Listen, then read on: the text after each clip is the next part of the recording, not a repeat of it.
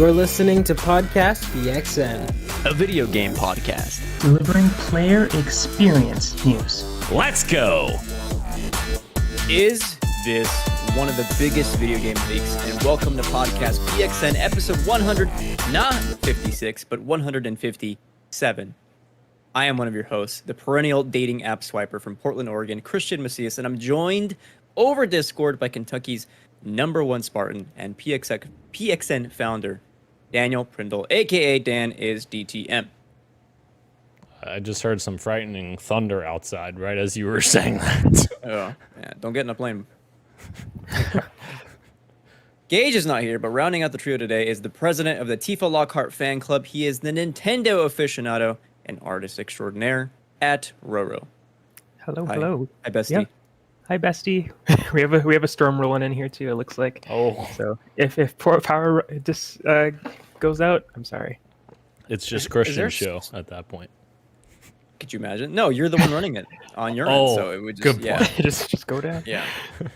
Anyway, shout out Gage. Hope you're doing well at work. But otherwise, thank you to everyone watching us live and participating in the chat. Just as a reminder, we are live each and every Wednesday at 8 p.m. Eastern on YouTube. Just search Podcast PXN. We're also on twitch.tv/podcastpxn, not Twitter anymore. Sorry about that. Anyway, the topic of the show this week is Grand Theft Auto 6 actually leaked. But first, the show always starts with the PXN news of the week, so let's go ahead and jump right in. Got some quick bites for us. Kojima, late last week, teased something. There's a picture that he posted on Kojima Productions' website with a silhouette of a woman that says, "Who am I?" Let's all answer this together. Who is this? I don't know. I saw some theories as to who the actor is because her face literally fits into this silhouette. Elle Fanning?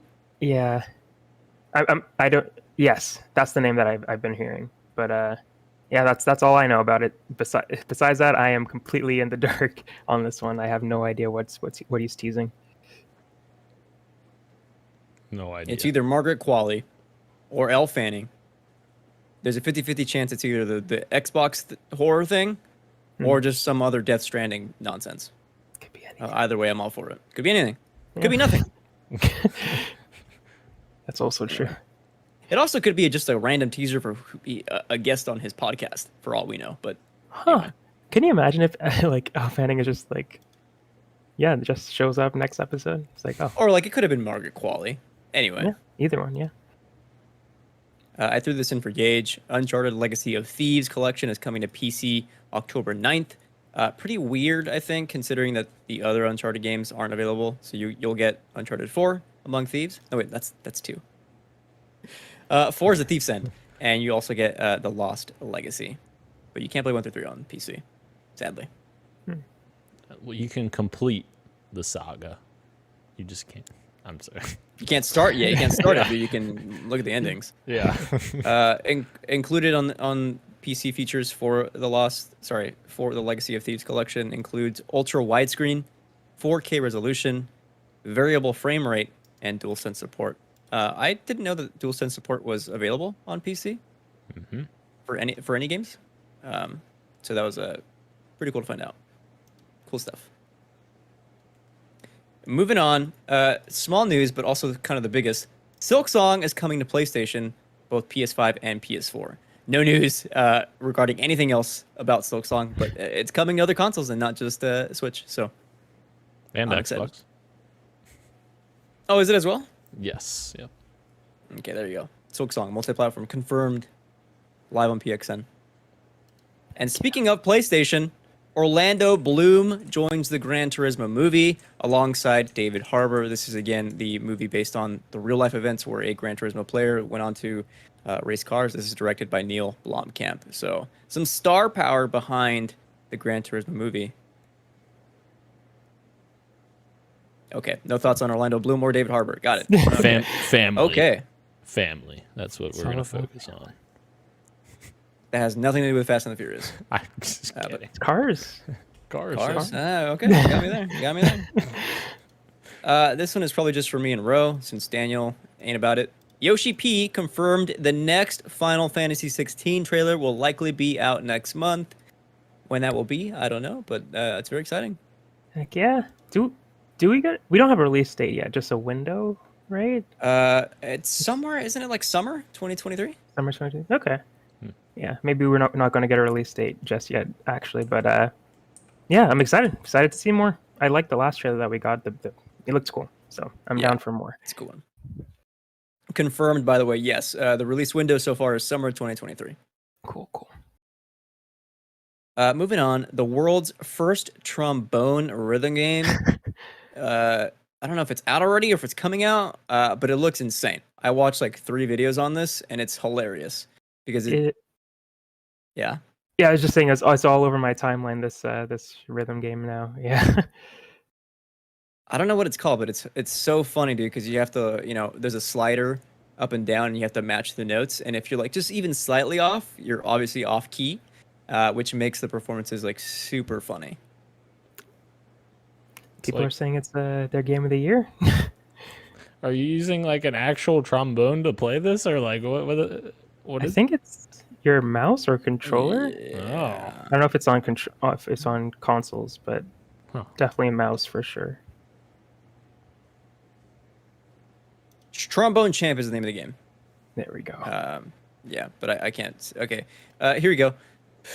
Trombone Champ works like other music rhythm games. Notes move across the screen from right to left, and you move the mouse up and down to meet them, and then click or press a keyboard key to play the note. So there you go. That's very much a PC game. Use your mouse. Jesus. Moving on. Some big Twitch news broke today. Twitch confirms it's changing its revenue split from 70-30. This is starting in June 2023. They will not offer any new users the 70-30 split anymore. Streamers that have an active 70-30 split will then get a 50-50 split after earning $100,000. Moving down, Twitch also cites video hosting costs as a reason to move away from 70-30, which is really weird.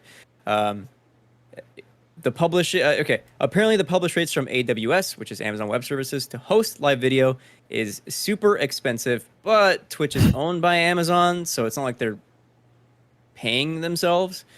They probably, and if they are, they probably don't pay the market rate for this. I don't know if like they're really boasting transparency, and this just seemed like it was like not really well thought out, in my opinion.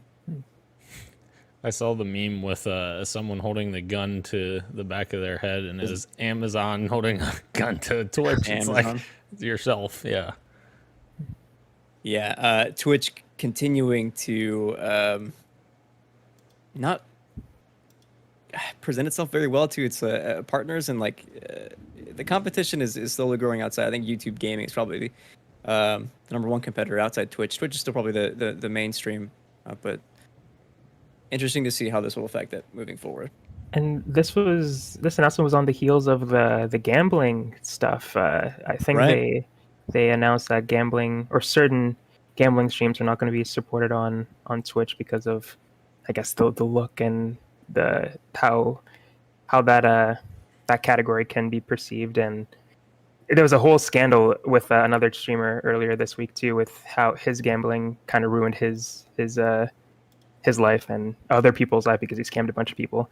But this seems like, depending on who you are, good news with the gambling stuff, and then they kind of followed it up with here's the bad news, and they bye sort of thing. So yeah, well, I mean, they start off their like post about like, oh, we announced that we're like something about ad revenue, or that we're moving to 50-50 because we're in this together, and it's like, well, come on, dude. Like other platforms don't do the same thing. Yeah. Also, it's worth noting that they dropped this announcement like in the middle of the night around like exactly 2 a.m., 3 a.m. Pacific. So it's like they knew it was not good press. Yeah. Moving on, our next little bit of quick bites. This is the NVIDIA GeForce Beyond kind of quickfire wrap up. Everything you missed from today's showcase conference. Whatever.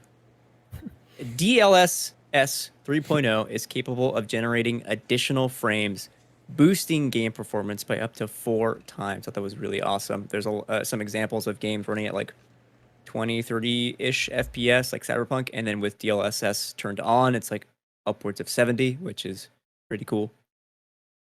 Additionally, Portal RTX was announced, which this is a Portal remaster using ray tracing. It's coming this November and is free for all owners, and images from this game look pretty sweet, in my opinion. Yes. Very cool. There was also RTX Remix. This is a tool that allows people to build RTX mods for games. I didn't see much on this, but like the difference between like without it and with it, like the mods that are in it, like putting stuff in there, a lot higher detail. Thought that was nice. And then what you came for, the 4090 was officially unveiled. It is selling at an MSRP of $1,500.99. That sounded. Let me rephrase. $1,599. 24 gigabytes of G6X. It is 2 to 4 times faster than the 3090 Ti, and it is available starting October 12th, so just a few weeks away. Things are chunker. Yeah, it's literally like a brick, right? Yeah, it's huge. The 4080 was also revealed, and this is selling for $1,199. It is 2 to 4 times faster than the 1080 Ti. And has 12 gigabytes of G6X, which I actually don't know what G6X is. I was hoping Gage would. Well, so for some clarification as well, there's 2 different versions of the 4080 as well. There's a 12 gig version. Oh, shit. Yeah, there's a 12 gig version and I think a 16 gig version. And the 16 gig version is the one that costs more, and it's a lot faster. I think it's the 12 gig version that's $799, or I believe around there. But yeah, and also the DLSS 3.0 is only on these new cards as well. So you have to have a new card. Yeah. But a lot of money. It's a lot of money. Yeah. Also mistyped / miswrote as well. It is not 2 to 4 times faster than the 1080. It is 2 to 4 times faster than the 3080 Ti. Anyway, would love to be able to afford one of these one day, but I'm good with my computer right now. Closing out quick bites, we got some TGS extras from other random news events that happened in the last few days. Starting off, Resident Evil 4 is also coming to PS4, and a Resident Evil showcase has been announced for sometime next month. Spooky. Yeah. You will also be getting a closed beta test for Street Fighter 6, which starts October 6th. Again, 2 weeks away at this point? Almost the end of November, or September, I should say. Insane. Some news on Tekken 8. It's running on Unreal Engine 5, and they are also working closely with Epic for optimization. It is rebuilt from the ground up entirely, which means no Tekken 7 assets were used in Tekken 8. And the team wants to improve each and every single mode in the game. Very cool. Tekken 8 looking to be a sizable upgrade. Next, Suikoden 1 and 2 HD remaster were announced for PS4, Xbox One, Switch, and Steam, and that is coming 2023. You Suikoden fans can eat up that remaster. And lastly, I got a whole thread here on Xbox's showcase at TGS. We'll go over everything as quickly as possible. Blaze Blue, Cross Tag Battle, and Guilty Gear Strive are coming to Xbox, both of them in spring 2023. Ni no Kuni Remastered was announced and is available today on Game Pass. The second game is coming in 2023. Danganronpa V3 is coming to Game Pass today, which, again, a few days ago. 5-6 days ago at this point. Got another look at Kiriko from Overwatch 2. A gameplay trailer. Got a dev diary for Wolong Fallen Dynasty. Assassin's Creed Odyssey is coming to Xbox and PC Game Pass today. And then Deathloop, again, confirmed after long-time rumors and speculation that is coming to Xbox. That is actually coming to Game Pass. Xbox and Game Pass on September 20th, which yesterday you can play Deathloop. And that is everything from TGS 2022 from Xbox. Just to for the first thing on this list for the RE4 stuff, how it's coming to PS4, like previous gen now, it isn't coming into Xbox One though. I noticed. Yeah. That kind of sucks. It's not surprising though, because obviously Xbox One didn't sell the best, so it's probably an easy way for Capcom to say, hey, let's get this out to 100 million people on PS4. True. So. Right. Yeah. Yeah, that's a good point. Still kind of surprising. Anyway. Also, actually, I'm sorry, I just thought of this as well. You can technically play it on Xbox One, but you have to use cloud streaming because you can cloud stream the Series X version on your Xbox One. Little mind workaround melder there. Yeah. Cool. Very cool. No Street Meet today. I mean, there is technically, but it was big enough with another news item that I actually grouped it into news of the week. So, slightly meaty news of the week. Anyway, we got 2 pieces of PlayStation hardware news / weird decisions, because I know Dan and I were talking about this on Twitter. Firstly, PSVR games, the original, will not be compatible with PSVR 2. This came from some kind of video from the PlayStation blog. It was fairly long, but I caught this thanks to Nibel, and then just discourse happened on Twitter. Not surprising, considering that PSVR 2 does have completely different tracking than PSVR 1. But that isn't to say that I wasn't hoping that at some point Sony would be like, we're bringing a select few titles over. We worked with, the developers to bring a select few highlights from PSVR 1 over to PSVR 2. I mean, that could happen at some point. We don't know, but at this point, I think it's probably just on the developers. If they want to do it, they can. But other than that, like this sucks. Kind of a miss from Sony, in my opinion. Yeah, especially the big hitters. Like there's some really cool PlayStation VR exclusives that, I was thinking if this price point was great, then I jump in on PSVR 2. I can pick up some backlogged PSVR original games and have stuff already ready to play right at launch. So yeah, that's very disappointing for me personally, and kind of kills my desire to even get it at launch, like, because especially obviously at launch there's not going to be a huge selection of games. Like there's going to be probably a couple of games that are pretty cool, but yeah, I don't love this. And also I feel like this is going to turn into an opportunity for Sony to go back and say, hey, we're re-releasing these games on PSVR 2. You got to pay us again for this if you already bought it, which it wouldn't affect people like me. I'd be totally cool with, obviously I'd pick them up because I've never bought them before. But for people who had already purchased them on PSVR 1, I don't know.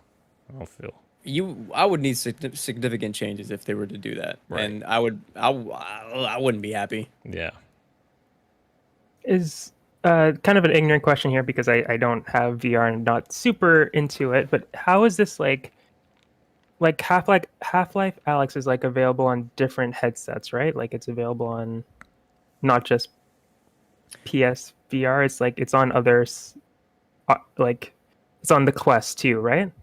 It's not on the Quest 2, but you can, with a link cable, use that to run Steam VR. So it's on PC headsets. I guess my question is like, there are games that are available on different headsets that have different tracking that work differently. Why can't they just make the game work? I know it's not as simple as that, but there are games that are available on different VR headsets that work everywhere. Why can't PSVR 2 do that? I think all the PC VR headsets and the mobile ones like the Quest all have inside-out tracking, which means you don't need any extra peripherals to use and kind of track where you are or your hands. It's just all in the headset. Whereas Dan? Does Vive? I was thinking that Vive was different, but maybe I'm wrong. I don't think Vive uses any kind of camera. Oh, okay. I might be wrong. I honestly don't remember, but I was just thinking for some reason that was different. I can look it up right now as well. But the PlayStation VR 1 does use a camera with the lights. Like it specifically is like, we need to see the lights from the Move controllers in order and the headset, those little lights around the edges, to see where you are in the game. Whereas inside-out tracking, and granted I'm not a developer, Ro, just like it must not be easy. Just it's not a one-to-one port. Like you need to like go in and code how the game works entirely just to make sure everything functions from PSVR 1 to PSVR 2. I'd imagine. Yeah. Okay. Okay. Does suck, for sure. Yeah, it does suck. I'm for real though. I am hoping that like a few developers go and be like, yeah, I think it's worth porting our old game to PSVR 2. We'll spend some time developing a PSVR 2 version. I mean, like Astrobot is a huge one. I think that's like a must-play VR game on the PlayStation Economy. So they need to find a way to get that over. Yep. I guess in the grand scheme of things, how many must-play PSVR games are there besides Astrobot and like Not many, is there? Yeah, so maybe it's not They're all that bad. multi-platform. They're all Yeah. multi-platform. Yeah. Is that like? Obviously this is not a big experience, but like Batman Arkham VR, I feel like wasn't that a PlayStation exclusive? It might have been, but I swear that's on other platforms by now. Oh, okay. Yeah, I'm not entirely sure. I was just thinking of that one, but there are some cooler like smaller stuff like that I was always like back then I was like, man, that would be really cool to check out, but I really don't want to spend all that money for it for just that. But Got it. Kirk is in the chat saying that kind of happy I never bought PSVR. I have the HTC Vive anyways, and it works all the time. Outside in tracking is always superior. Skyrim VR is excellent, he says. That rocks. I think the Vive is the one with the finger tracking too, which is very cool. One thing to note before I move on to is for a while, every now and then Sony would throw us a bone and be like, here is a VR title from PSVR included with PlayStation Plus. And like I thought it was cool to like build that library. And in my head I was like, yeah, when PSVR 2 comes out, I'll be able to play these games. Not the case. So if you're wanting to break out PSVR 1 again and set up all those cables, do it. Do it, I guess. Here's the Street Meat rumor / news item. This comes from Tom Henderson / Reset Era. Sony is set to launch a new PS5 with a detachable disc drive, sources suggest. Some details on this. This is launching in the middle, again, rumored, supposedly, launching in the middle of fiscal year 2023, which would put it around September, so a year from now. The new console will replace the A, B, and C chassis. It's a chassis? I'm pretty sure it's chassis. I think so. Which is the launch disc version, the launch digital version, and the current lighter SKU.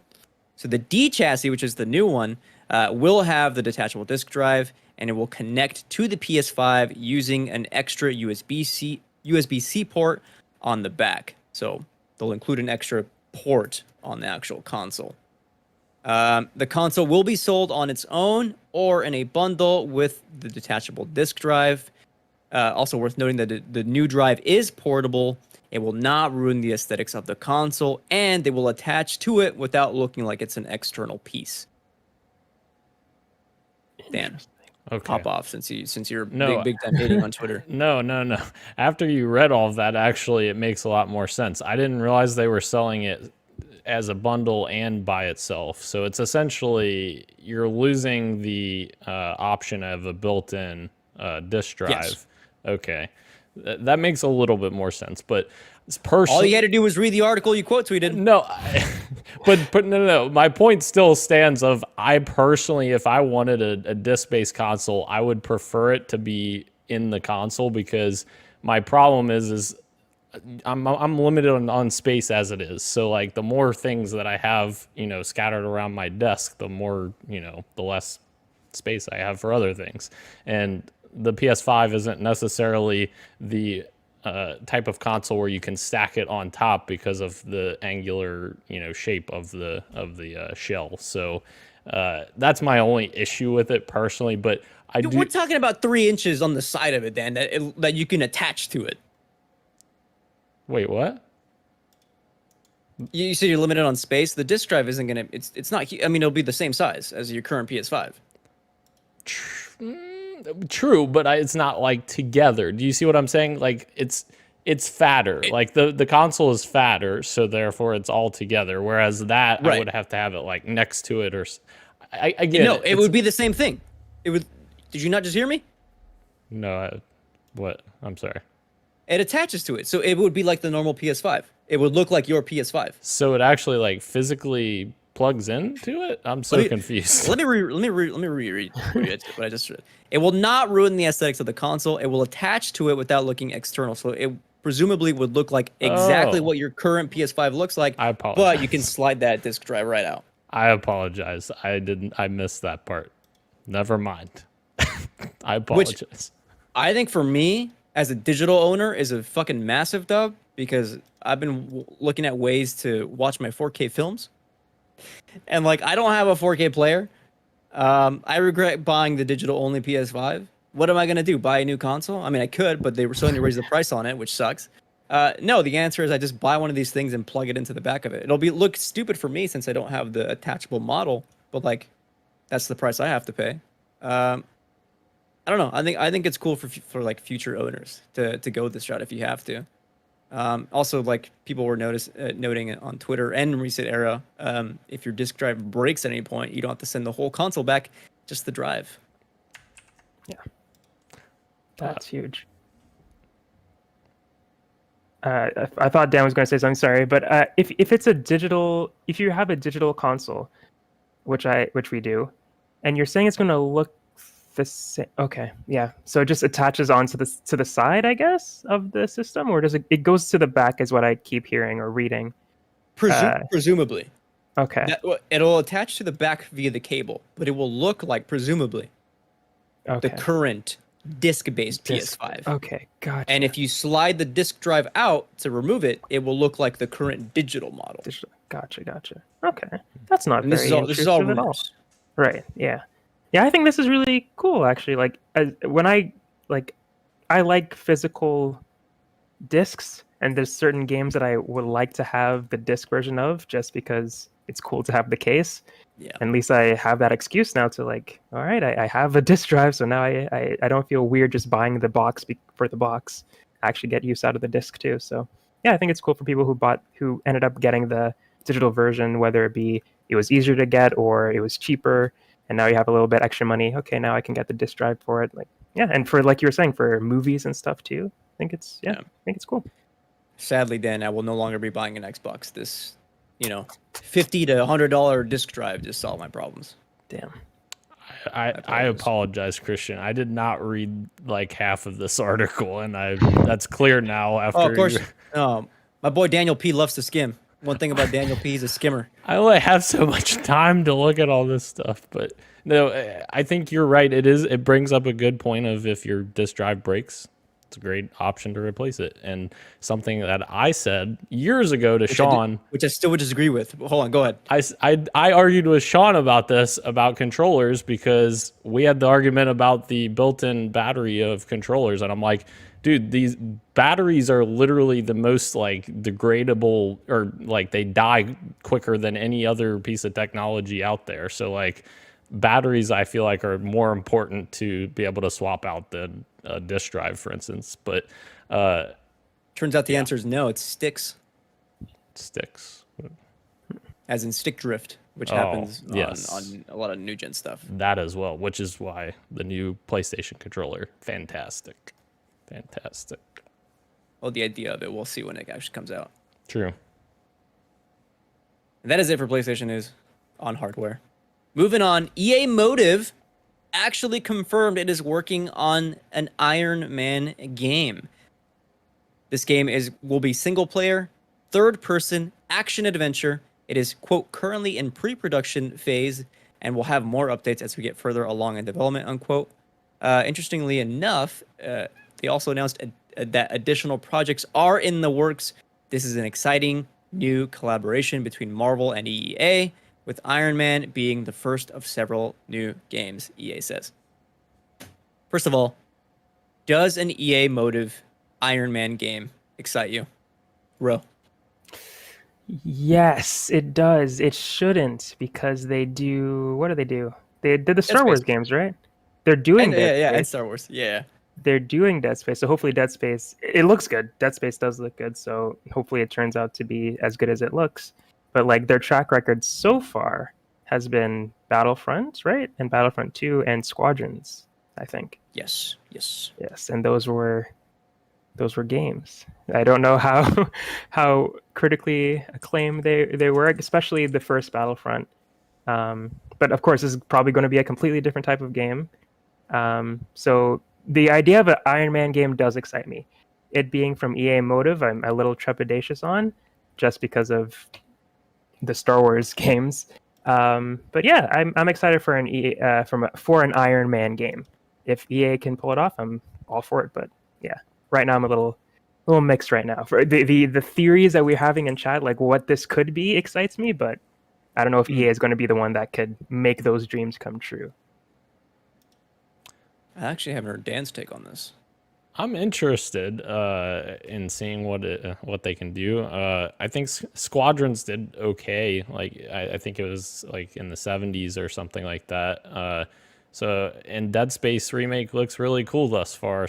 Obviously, it's a remake, not a full-blown game, but I'm optimistic. And actually, Gage's comment about using like some of the Anthem tech makes a lot of sense for Iron Man. So if they can do that, that'd be interesting. That would be cool. I'm in the camp where I don't care about this. First of all, EA Motive Battlefront 1, cool game. Still holds up like vision. They didn't make Battlefront 1. They that was DICE.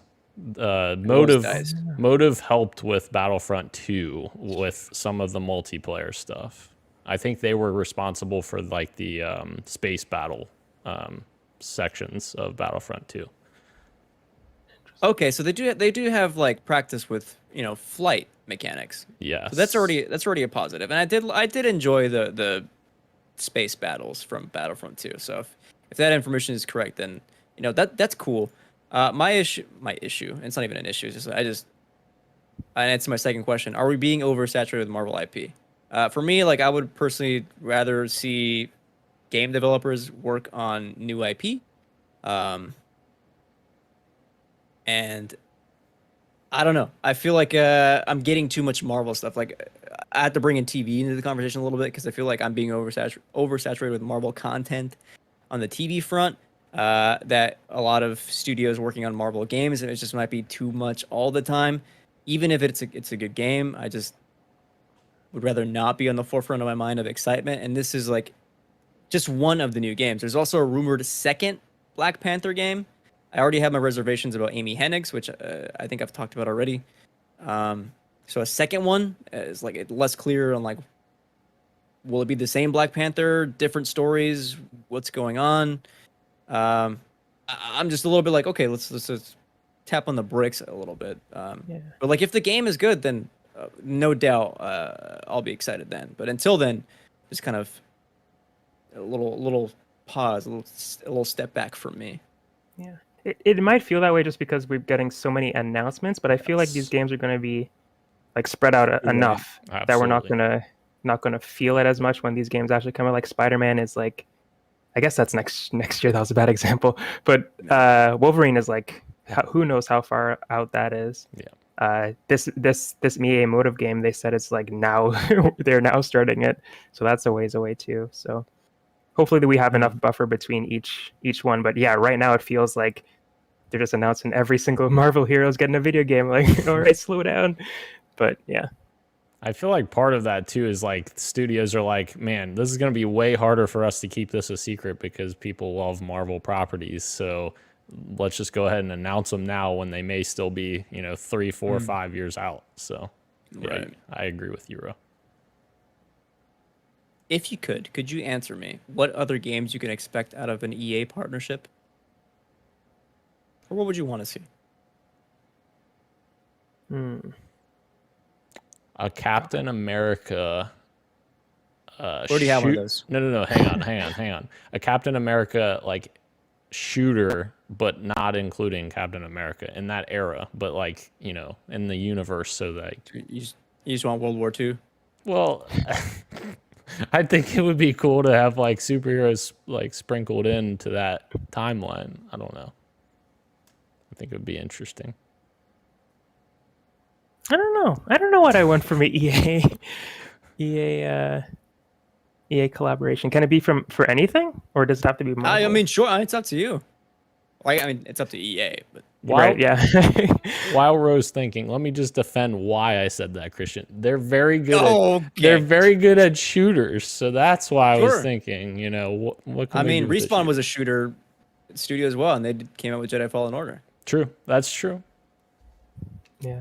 I still want that Doctor Strange game. I don't know if EA is the one to do that. Like Remedy.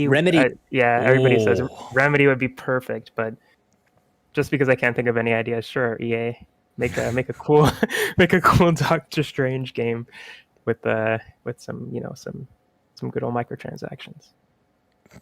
Okay. Well, I would prefer a single player game. We're playing as all the different Stranges, like it's a live service game where just a bunch of Stranges in a shared world. I think that'd be great. I hate you, bro. Zombie Strange. Yeah, I could be Zombie Strange. You could be what are the other Stranges? Sorcerer Supreme Strange, the evil one with the mustache. I don't remember. The all their third names. eye. With the ponytail. Yes, that guy. Oh, the Yeah. salt and pepper hair. Yeah. God, salt and pepper hair. Just okay. As a non sequitur, salt and pepper hair, just like on, attractive older gentlemen. Like that's such a look. I don't think I'll ever get there. I think I'm gonna bald before then. But enough about salt and pepper hair. Moving on, where to Row tunes out. This is our. I thought about this, but I almost was gonna put this into like what you got for me. But there's enough here that I think it's worth discussion. So it's gonna be round one. We'll have more thoughts with Gage next week. But until then, this is round one of our Modern Warfare 2 beta impressions. Dan got his hands on this. I got my hands on it. I put about 15-ish to almost 20 hours into the beta. Before I give my thoughts, Dan, how much did you play, and did you like what you played?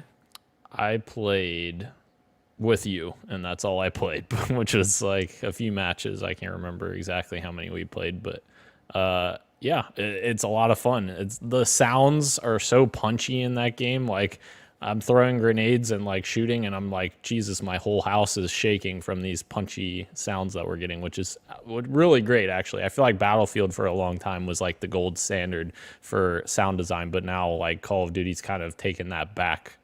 So that's really cool. Sorry, go ahead, Christian. It's worth noting too on sound design that Modern Warfare 2019 got a lot of flat. 2019? I think that's right. Yes. 2018? Yep. 2019. 19. Yeah. Got a lot of flack, and I was there because of how loud the game was. Like, it was absurdly loud. The sound mixing was off. Modern Warfare 2 is a step in the right direction, where it's still loud. It's a loud game, but the mixing is better, bar a few tweaks that they're already working on. But until then, Dan, please go on. Yeah. I think there's a lot of cool new additions. Like I know you have it in the doc here, but the helmet cams that you had mentioned on spectating is really cool. It's almost like gives like this really cool Spec Ops feel, like you're watching live footage of like a special ops team like doing this mission. It looks really cool. For those that don't know, the new spectator mode is no longer first person. It's helmet cams that are attached to this side of the person you're spectating's head. So if they have like a helmet on, you can see like part of their helmet, just in the corner of the screen. It's a PNG image. It can look a little bit fuzzy, but nothing a few tweaks can't improve. And then so just like over the shoulder kind of helmet cam of following someone like running and shooting and stuff, and it looks freaking awesome in motion. Like there was a moment where it was on the map Farm 18, which is that map with like the maze kind of in the middle. And like this dude was in there with a shotgun, like checking his corners and stuff, and like going slower than usual because it was like 1v1 at this point. And it's just awesome. It's a different level of immersion that I didn't think would happen from spectating. My one complaint is switching people takes way too long. Yeah. Yeah, we played the third person mode as well. I wasn't as big on the third person mode. I don't know if it's the jarring like transition from being in third person to first person when you're aiming or what it is, but it doesn't quite hit for me personally. But it is a cool like little mix up if you want to experience that. It's different, and I think in Modern Warfare 2, when they had third-person team tactical, shooting stayed in third person. Like it was just a different way of like aiming and shooting. Whereas this is just it like transitions. You go through your body and you're into first person. It doesn't feel as good getting into firefights, switching in and out, in my opinion. So I'm right there with you, Dan. Team tactical is the best mode. I love that. I love the small teams, gritty. I hate it. There's nothing I hated more. I had a friend that I played with in high school way back in the day that all he wanted to play was ground war. And I'm like, I hate this. This is too many people. It's too chaotic. Time and place for it. Yeah. But I usually do ground war for like double XP weekends where it's like, yeah, I don't care about my KD. I'm just going in. I just need to level up stuff. So I'm with you. True. I'm going to go over some things. You can give me your opinion as we move forward. We got an update, of course, to the perk system in Call of Duty. It's no longer 3 perks that you pick. It's 4 of them. 2 of them are you get assigned, and then 2 you earn in the game. And so the big complaint here was that it takes too long to earn the 4th perk. Like you would finally get it, and then the game would end like 1 or 2 minutes later. Infinity Ward already has come out and said that the perks 3 and 4 will activate faster for weekend 2. So that has already been addressed. And I kind of like the perk system. People have been complaining online that they want Dead Silence as at least a 4th perk. And in my opinion, like in terms of balancing, and again, like this is a game that's like the focus is not competitive players; it's for casual players. It's a casual game. I think having Dead Silence remain as a field upgrade is the move, in my opinion. It makes the game a lot more balanced and fun. Yeah, I agree with you. I think because there's a ton of other options, to make yourself stealthier with the perks, with Ghost and the other perk for like heartbeat Cold-blooded? sensors. Yeah, cold-blooded. Yeah. So. Yeah, absolutely. There's also changes again to the receiver system in Gunsmith 2.0. So I still don't fully understand this, but like there are weapon families. So like for instance, like one that you could do there's a workaround in the beta. You could get the Lockman, and then if you upgrade it, you unlock the receiver for like the submachine version of that gun. So you can put that receiver on, and then it turns into the MP5, and certain attachments that you have unlocked stay in that family, so you automatically have them with the MP5. Same thing with the M4 family. I don't know. I think this is a really cool way to go about it. It gets rid of that grind, and it makes gunsmithing, just the gunsmith, a bit more complex, and adds an extra layer that I think is pretty fun for Modern Warfare, in my opinion. Yeah, the gunsmith system is very intimidating when you first see it. You're just like, there's so many options here, but yeah. Very grandiose. It feels like there's way more attachments to like in Modern Warfare 2019. I think you still had the 10 slots for your weapon. Yeah. But like there was only so many. Whereas I go in here now, and I don't know if it's even in the beta. I can see like a bunch of these are locked, and there's like I don't know 10 different options for like foregrips, and this might just be for the beta. I don't know. It's a lot. Pretty cool though. I don't feel too good. That's insane. Yeah. I got some notes here on gameplay that we can both kind of jive off of. TTK, Time to Kill, I thought, in my opinion, for Modern Warfare 2, felt a bit too fast. Granted, it's a casual game, but like there are instances where like it feels like I get shot at once and I'm dead. And then you look at the kill cam or whatever, or the final kill cam, and like that person shot me 2 or 3 times and before I even noticed or whatever. So like there are some minor tweaks that need to happen with TTK, and I think most people on Twitter have said that it just feels a bit too fast. They can just adjust it slightly, and it'll be just right. Yeah, I'm always for longer TTKs. Always. That's true. Halo is too long in my opinion, but anyway. Respawns. I think Infinity Ward needs to take a look at respawns in this game. I don't know what the issue is, if it's the maps themselves or if there's people are spawning all over the place. I'm spawning in front of people. I'm seeing people spawn in front of me. It just does not feel like I have any kind of idea where the enemy is spawning or where I'm going to be spawning based on where we are on the map. That's a difficult thing to do. Modern Warfare 2019 took a while to like sort of get it right. I think just they had to make a bit longer maps. I don't know. They need to look at this. It's not very good right now, but it's nothing they can't fix later on. Call up Respawn Entertainment to figure out what they need to do with the respawns. You get it? Respawn. Put them. Good one. Thank you. Good one. Another thing people are complaining about is that the newest change that there's no red dots on the minimap. For previous Call of Duties, if you had an unsuppressed weapon and you shot, you would appear as a red dot on the minimap. For balancing, this has gone away. Apparently, like casual players, like I didn't know this was a thing, didn't like this. It was a lot harder, like the learning curve from going from a noob or whatever to like a more competitive player, I guess, so to speak. That was a big hurdle, was looking at your minimap and seeing where red dots are. And to avoid that, they didn't want people like glancing over at the minimap all the time. They want people actually in the game. They removed that altogether. But instead, what obviously the balance here is that you could still have your UAVs. When you call that in, you can see red dots there. And they show up on the compass on the top of the screen. So there's like a little compass, gives you the direction of where you are, with the numbers. And you can see people shooting on the actual compass, not on the minimap, which I think is a fair trade-off. People are still kind of bummed about it just because we've been accustomed to looking at the minimap all this time. I still look at it.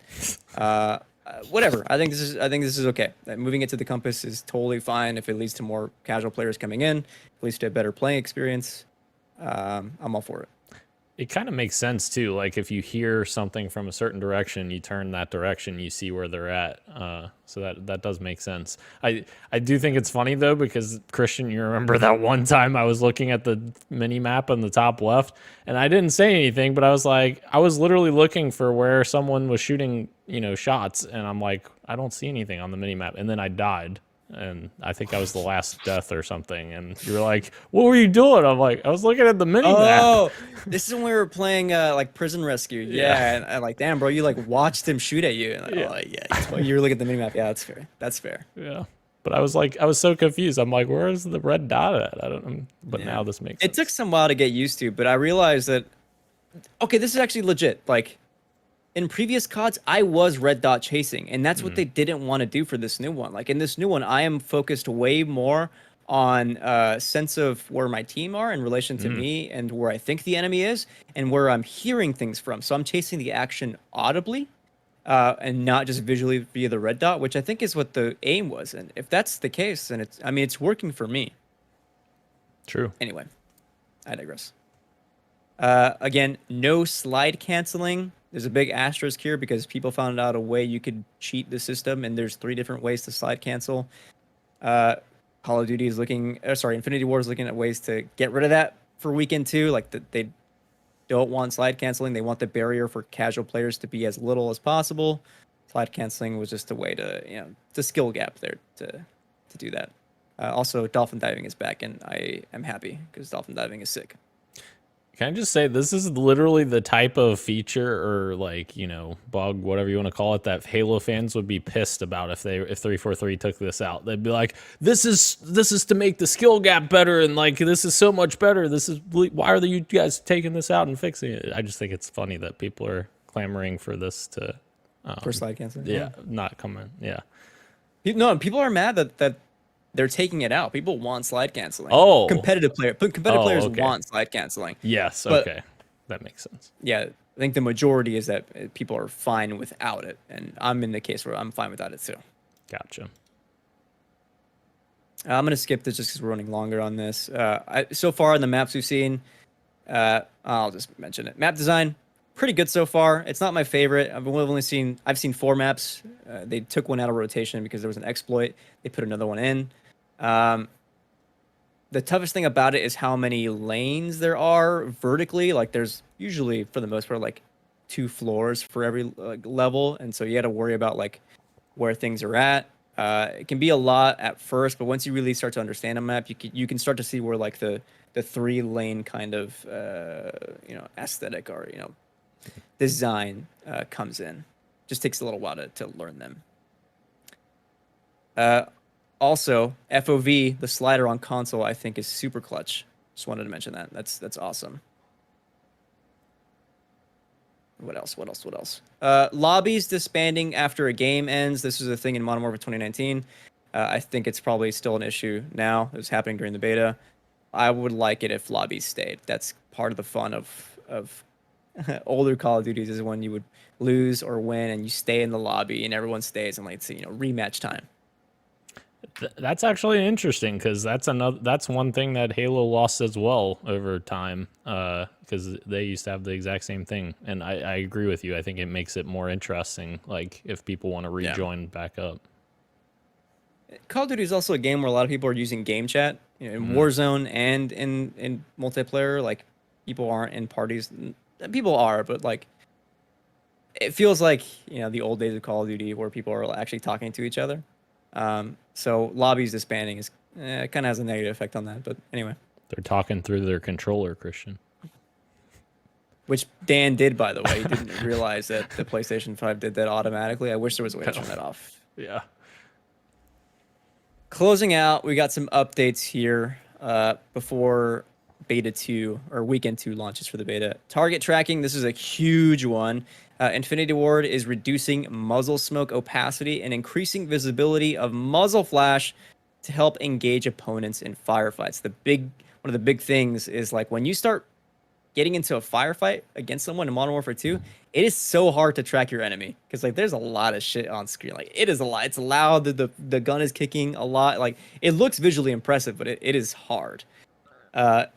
Also, what I'm really happy about is that they're investigating more ways to visually differentiate between enemies and friendlies outside of nameplates because it is a little hard to notice, to differentiate between your teammates and the enemy.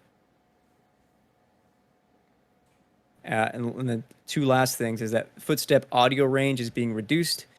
Enemy and friendly footsteps are now going to be distinct. I don't know how that's going to work, but that's pretty cool. Yeah, one person has like high heels on and the other one has tennis shoes on. I don't know. I mean, it would work. It would work. Yeah. And then improvements are being made to the UX by launch. Won't happen by Weekend 2, but they're wanting to improve the way, just like creating a class, just making it easier, less button presses, more kind of streamlined as you maneuver through the menus. My overall thoughts on Modern Warfare 2, it's gas, dude. It's fun. It can be still kind of sweaty, skill-based matchmaking. They say it's not a thing. It's definitely a thing in Call of Duty. Yeah, and I don't know. Jumping back in again, it just feels good to play. I think the kind of aim to create a game aimed more for casual players is honestly the right move. You can still have competitive plays. You can have those playlists, but like lowering the barrier to entry on like getting someone's hands on the controller and just like having fun and going. I think is always going to be a good thing for long term. This is going to be a 2-year game, and I'm excited. It's a cool game so far, and I did spend $100 on it.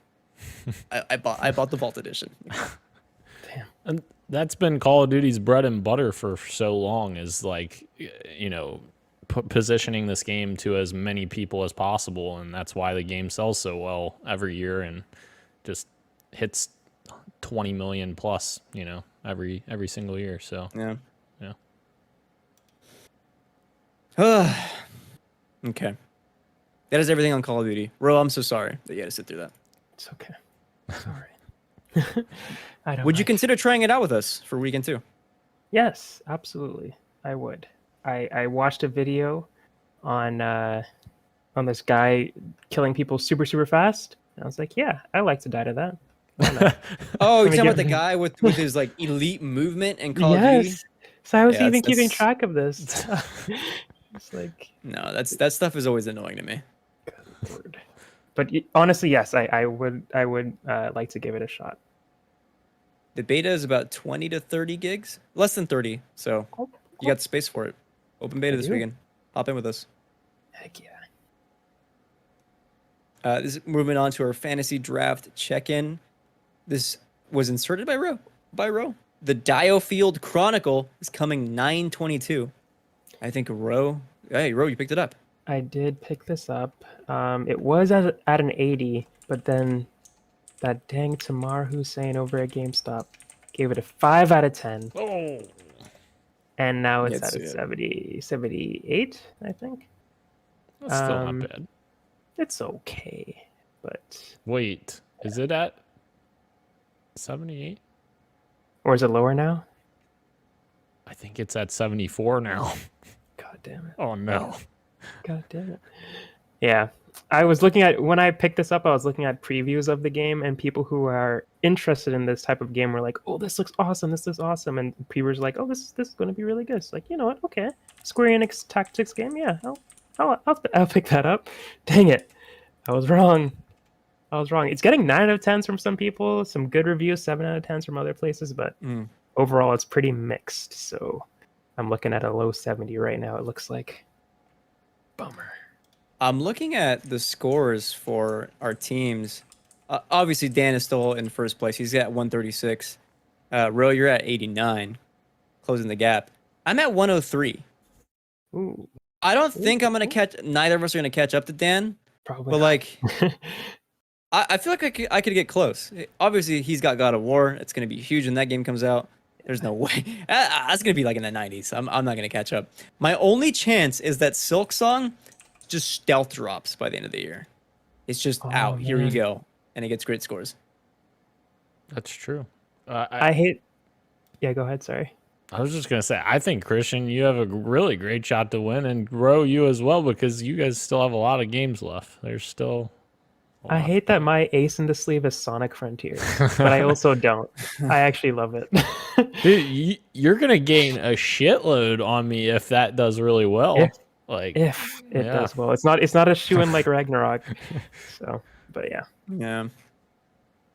And then Gage added something as well. Shovel Knight Dig, which is coming this Friday, 9/23. I don't think there's any... Is there review scores for this game yet? I can't even find... because I put those in last week, those dates. I can't even find anywhere that like this game is even listed on OpenCritic or anything. So I'm not even sure. It definitely is coming out on the 23rd because that's on Yacht Club's website, but I guess they don't have reviews yet. Could you imagine if Gage doesn't get points for this either? Goodness. Rip. This is pretty fun. I enjoy this fantasy critic. Me too. Yes. We'll see how it goes by the end of the year. Yeah, it's gonna be really exciting. Before we get into what you got for me, come back next week. We're gonna be going over the our predictions for kind of what we expected to come out of summer via the various showcases. We're gonna be putting that into news of the week. Won't be a topic of the show, but we'll have some fun. See who got the most points, who won, who's the king of gaming for summer 2022. Heck yeah. Dan, what you got for me? All I have is the Modern Warfare 2 beta, which we already covered in extensive length, so I don't really think I need to add anything there. I've obviously been having a lot of fun with that, or I had a lot of fun with that with you. So, yeah, that's pretty much it. And we didn't get to play very long. I feel like maybe it was like max 45 minutes. So we'll get some more game time in this weekend. All right? Oh, yeah. Absolutely. Okay. Ro. Yes.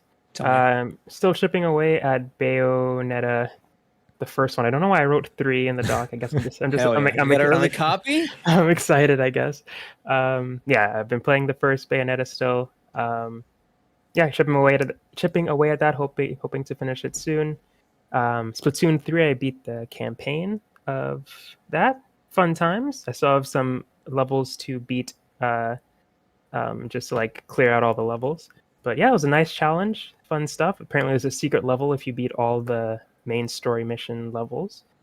So I'm trying to do that. And the multiplayer is still super fun, just as fun as it was in the other games. The new weapons are fun to play with and all that. But I watched Cyberpunk Edge Runners on Netflix by Studio Trigger, and it was awesome. It freaking rocked. Yeah. And it got me in the mood to finally get back to playing Cyberpunk 2077 because it was on sale on the PlayStation Store. I was like, okay, I could buy it for this price. And yeah, I'm still pretty early on. I picked Street Kid. I'm going that route, but I'm pretty much as far as I was when I started it the first time, so I haven't seen anything new yet. But I'm hoping to stick with it and see what's changed. It's completely... It's so nice to see it the way that it's meant to be seen, because when I played the first time, it did not look like this. So it's nice to see it how they intended it for us, the players, to see it. So yeah, I'm hoping to see it through, because I think it's a good game. It just had a unfortunate start, so hopefully I can see what they wanted us to see when they first released it. I also started playing Cyberpunk again. Wow. I played. I haven't watched Edge Runners yet. I'm really excited for that, but Yeah, I haven't really good. watched it yet. I downloaded the PS5 version, 90 gigabytes. So let me get back into Night City, see what's up. Played about 2.5 hours, and I was like, yeah, this is still not it. I'm sorry. Oh no. Like Night City, like the aesthetics of it, Yeah. still fantastic, but there's still so many small things that are just like, what is going on here? Like the AI to me is, I got a notification on my computer. One of my friends just started playing Cyberpunk as well. I do not enjoy the AI like at all. Just weird things like going into photo mode and things disappearing on the screen kind of took me out a little bit. Like that's just a nitpick, but like playing the game, something about that dialogue either bores me or I just don't think it's very strong. I'm about 20 hours in. It's just like I don't know if I can keep going for the length of a full RPG. Like Yeah, I don't know how long you are in row. Like No, altogether. I'm super early stuff. I must have met Jackie like 2 missions ago. Like super early stuff. Yeah. Still very early. Yeah. Yeah, you're 20 hours in, probably not probably not gonna like it if you don't like it yet. Yeah, and then I still have issues with like the on-screen text is still like extremely small. Like they need to find a way to like fix that. Anything on the screen is like small. I try to look at my inventory. I'm like, I have to stand up just to read what it is I'm even looking at. Like you get dialogue options, and it's like, what the fuck does that say? What does that say? Yeah, I was. Sorry, go ahead. Where's the accessibility options? Like, come on. Now. So they're there, and I made them the largest, and they're still very small. That's disappointing. Yeah. So yeah, go ahead. I was gonna say like the moment to moment shooting and stealth stuff. So far, it's not like what I love about it, but I think the thing that you don't like is what I do like, is like just sitting down and talking to the characters and choosing the dialogue option. Not that you don't like that, but you don't like the actual dialogue that's written is not super strong. It's not super strong. And that I can't completely disagree with, but I just like, I guess I'm kind of off the high of the show as well, whereas like they mentioned a character that was in the anime, and I was like, oh my god, that character from the anime. When it's the other way around. Yeah. But I'm just enjoying like being in the world right now. But playing it, sometimes I'm like, okay, kind of. I don't know how I feel about it. Isn't that weird? Shooting Like, and stuff. Yeah. Night City is incredible. Like the world that they built is so cool, and like that's what makes this so hard, is that I want to be more into Cyberpunk.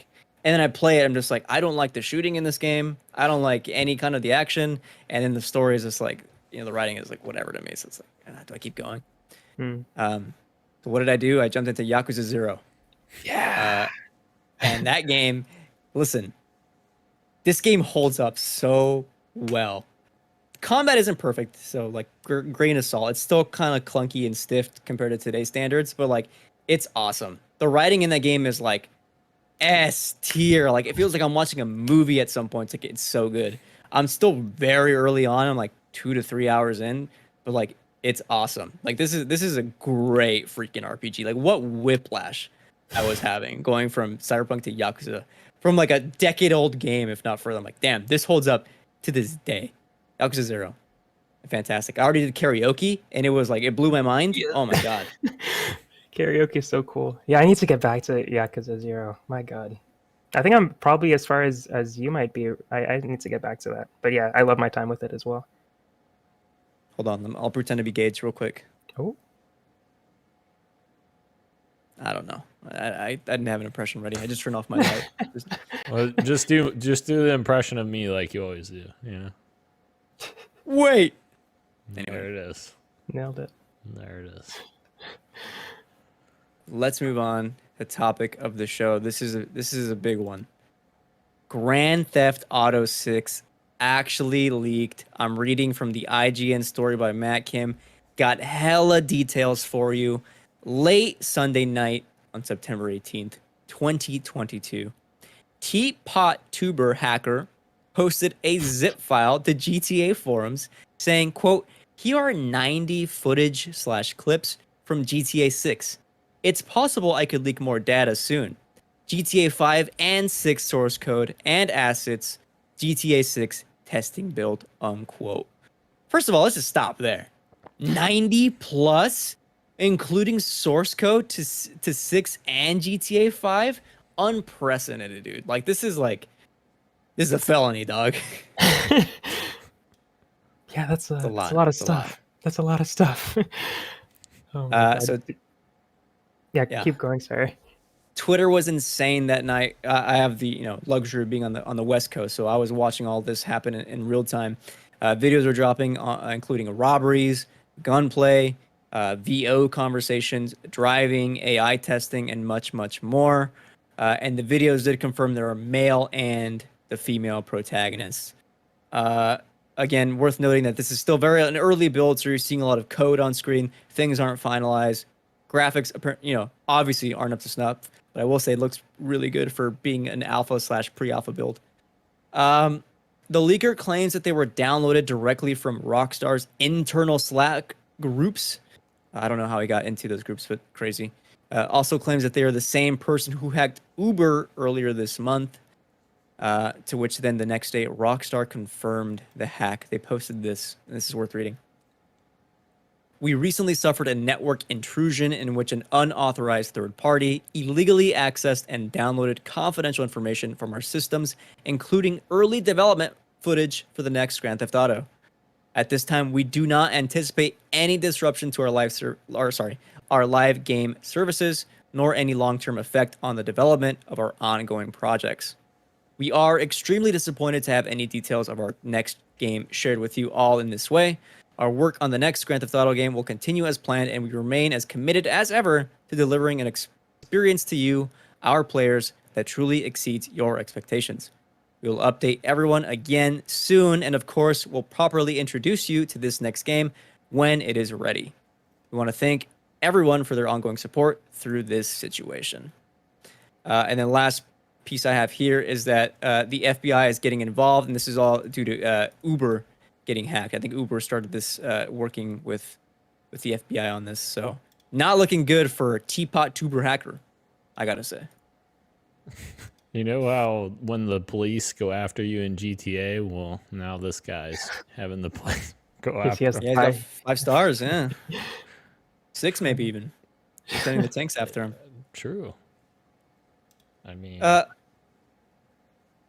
before we even get into things to consider, top level, did anyone watch any of these videos? I know I did. I saw some screenshots. I didn't see the videos actually. I watched a handful, and then I was like, all right, I don't want to see any more from this game because I want to actually enjoy it when it comes out. So I agree. Yeah. I watched like 4. Yeah. And then even still, I skimmed most of those. Yeah.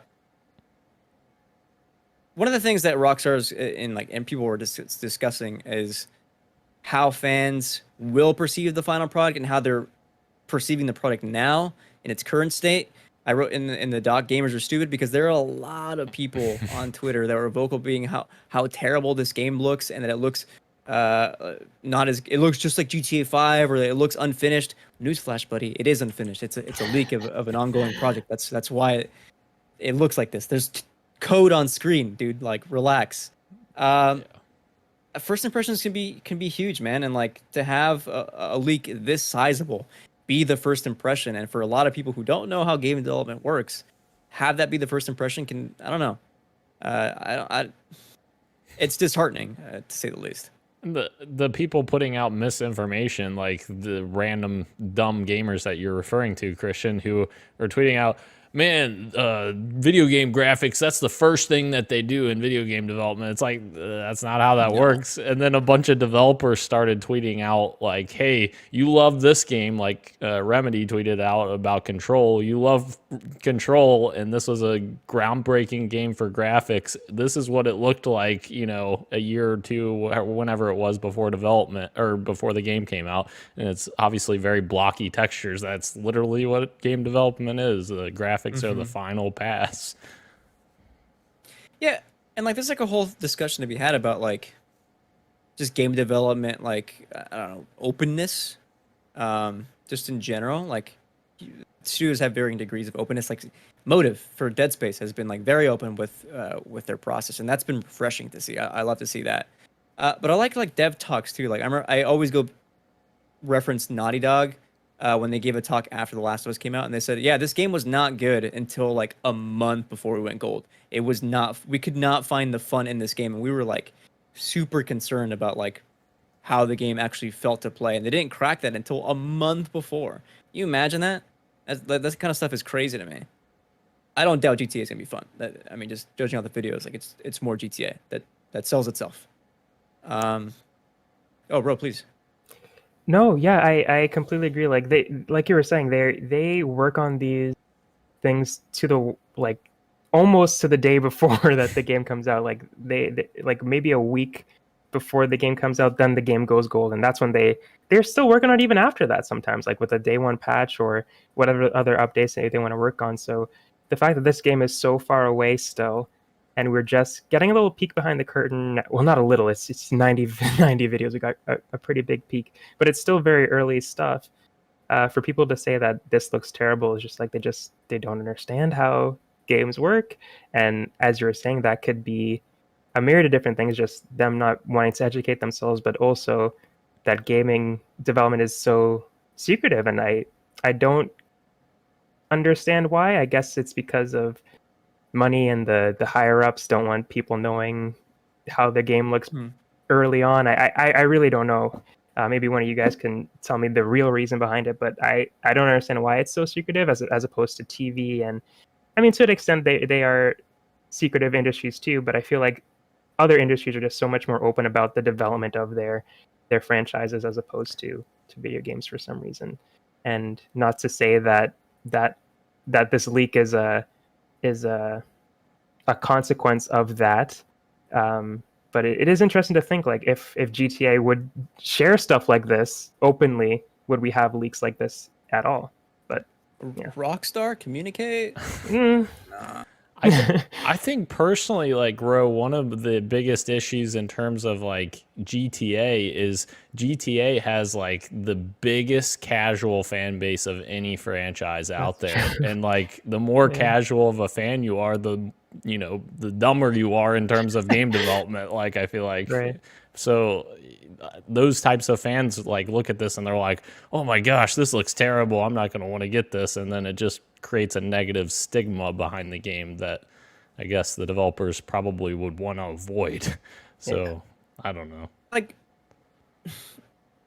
that's a good point, because you can just imagine like somebody who like maybe has a console and they play every now and then. They have like maybe one of the sports games. They have Call of Duty. They have Grand Theft Auto 5.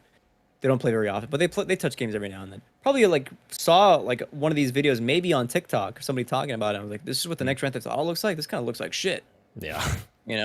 Like even the Modern Warfare 2 beta, tons of people on TikTok comments talking about how it looks like a mobile game.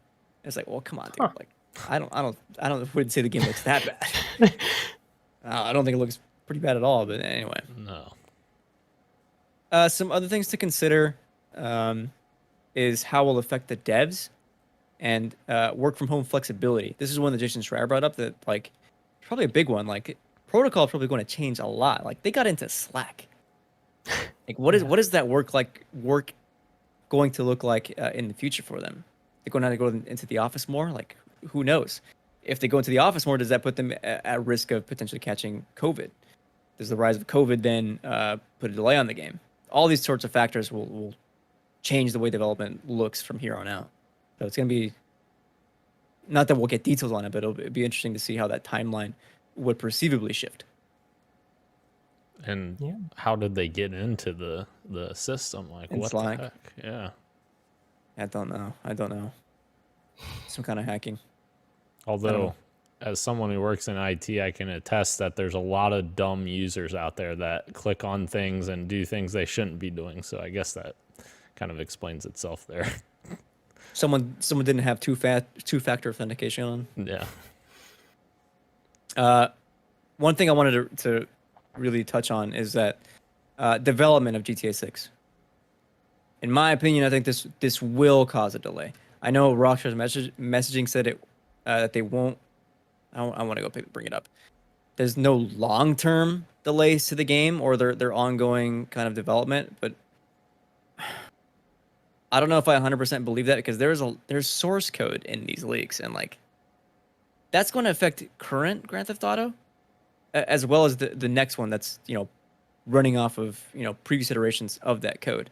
I think they have to they won't say there's a delay, like they're going to show off the game when it's ready to go, but no doubt like the timeline has shifted a few months just to go back and look to see like what was actually leaked, what do they have to make sure like is locked down. It's probably not going to be a major delay, but like maybe a few months. The difference between like maybe like a summer release to like a fall or winter release, kind of 6 months maybe.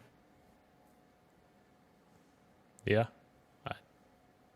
I hope not. I hope this game comes sooner rather than later. And like this may be you may be right. Like this may affect GTA 5 more than we think because if source code of GTA 5 is out there, that's going to cause more people to create exploits for GTA 5 because they know kind of the vulnerabilities of the system. Yeah.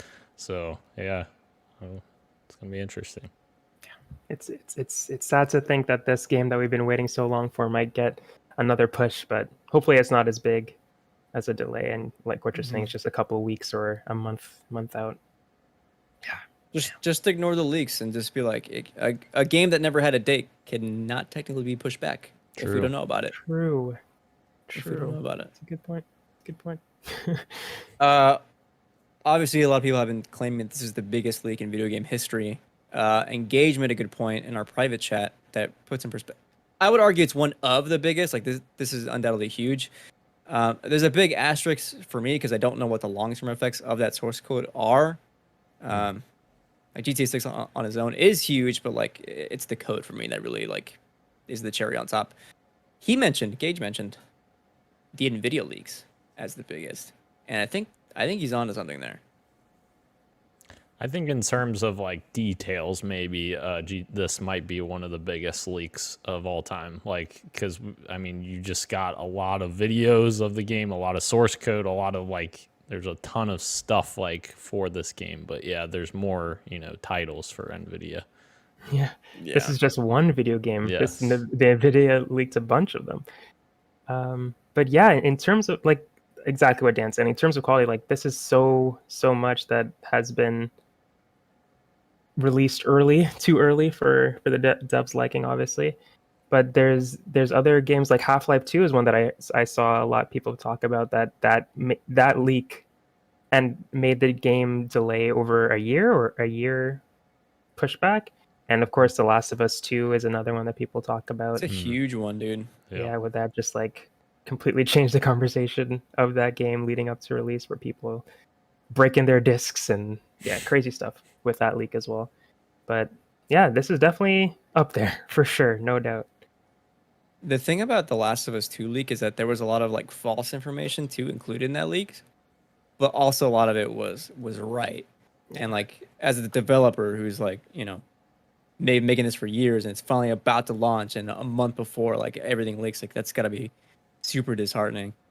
I wonder what it's like for Rockstar right now, being like, man, like maybe they're ready to show this off like in the next few months. I mean, I doubt that, but like by that I mean like next summer maybe even. Like some kind of like not a slice, but like some kind of trailer. And like I don't know if it would even be the case anymore. So I think that sounds like what they were probably shooting for is next summer, and then now maybe we may not see it till next fall. If we're lucky. Yeah. But yeah. Sorry. Yeah. I just wanted to ask why this kind of goes back to the whole secretive thing. Like, but why do you think that is? Like, we see this game, we know it's early.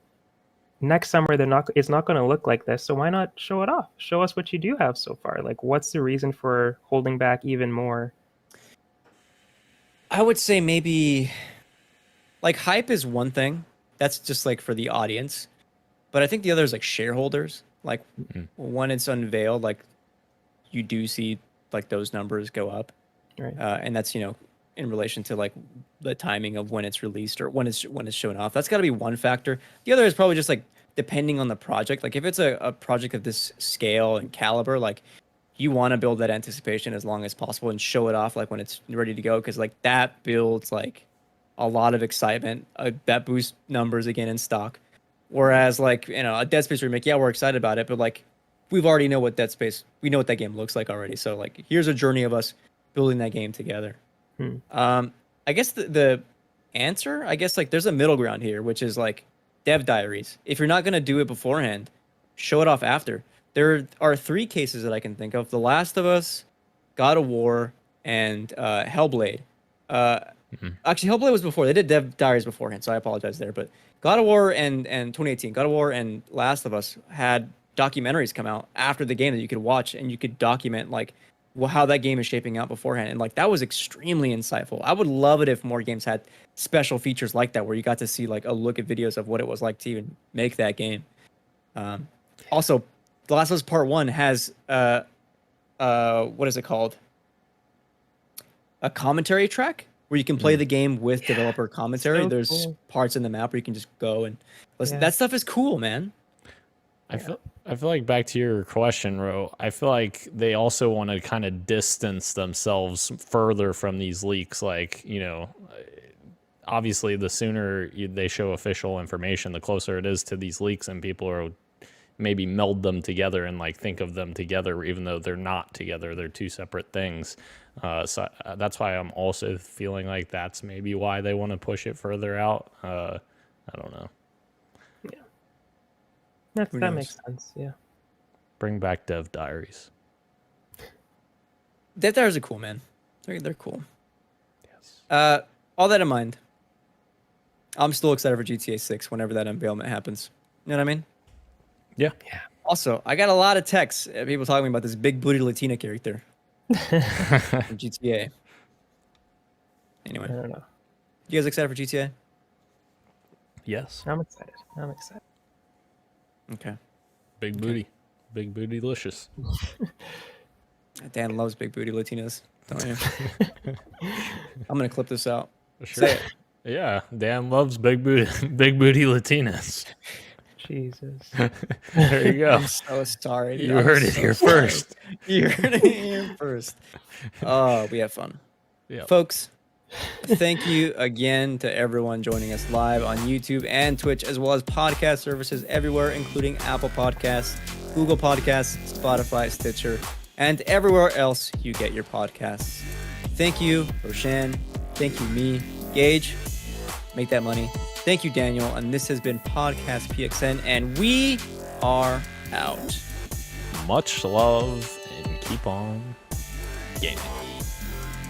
See ya. Big booty.